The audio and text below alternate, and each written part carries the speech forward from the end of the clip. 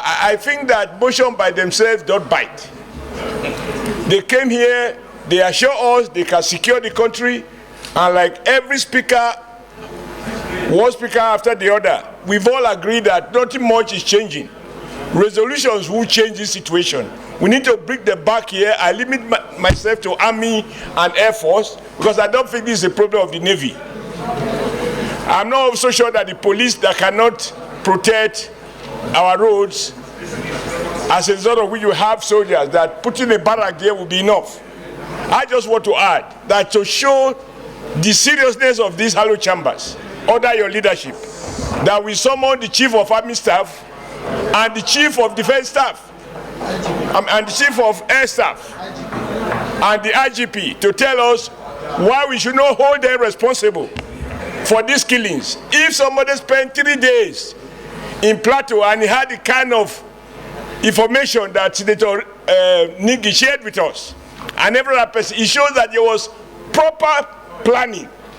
You can't carry out that level of planning in secret and it doesn't leak. If civilians are aware, how come that those who are paid to secure are not aware? We need to let them know that we are paid, we are angry with them for failing in their duties. They need to know that each time in Nigeria is wasted, we owe the security agencies responsible, and there must be consequences on their part. Nigeria doesn't owe anybody a job. They owe us a duty to perform the job that they have asked for. In every society, we have conflicts. We have religious conflicts and differences. We have ethnic conflicts and differences. But when a dimension like this comes into effect, it calls the attention of Mr. President of the Federal Republic of Nigeria. Because the killings that were done in systematic manner. But as we move in, I don't think that the role of the military is always to employ kinetic. We discussed that in Kaduna and we came to resolution that as much as we go into kinetic, we must also dwell on non-kinetic methods in settling disputes in these various states. And if it was so, it took a long time. This information is not the first. This attack is not the first. Always on Christmas Eve. Always on Christmas Eve. When this administration came on board, one of the initial steps that made this government very popular was a change in the leadership of the security system in this country. We all applauded Mr. Senate President that he had started well. And the service chiefs that came before the Senate appeared to be people that are capable of delivering on their mandates collectively.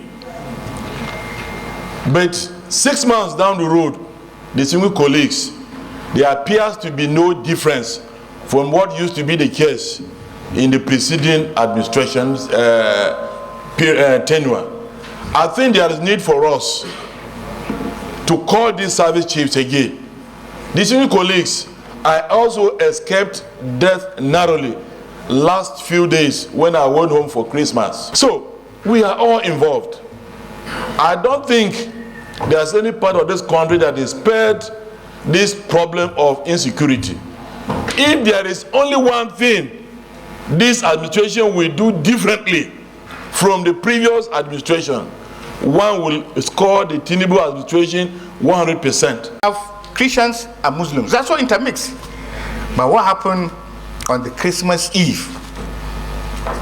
On the Christmas Eve was something that needs to be investigated by security agencies. It should not be just rhetoric. It just not be talks. Sir, anybody who is assigned responsibility as a security chief and he cannot deliver, he must be shown out. The National Assembly are shown out after 4 years, and we even have a recall item in the Constitution. If we cannot deliver,